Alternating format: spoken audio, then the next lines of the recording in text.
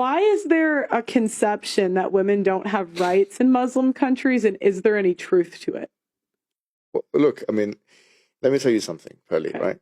If you had a manifesto of what women should and shouldn't do, including number one, voting, etc., yeah, most people would say the country that Pearlie runs would be a country that women don't have as much rights. But I'm sure they would. I was like, maybe we'd agree. I don't know. Do you know what I mean? Yeah. So when we say women don't have any rights, I mean, according to whose conception? According to the feministic conception, absolutely.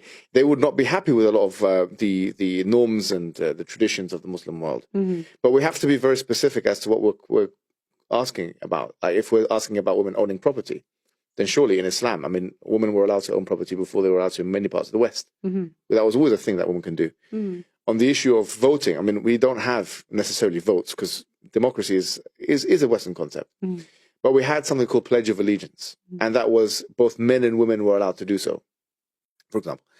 On the issue of whether a woman has a say in the marriage, surely she does have a say in the marriage. And in fact, there's a verse in the Quran that says that a woman has as much as the man has in terms of rights, except that the man has 1 degree over her. So the Quran does not embellish the rights of the man as much as the Western man thinks that it does.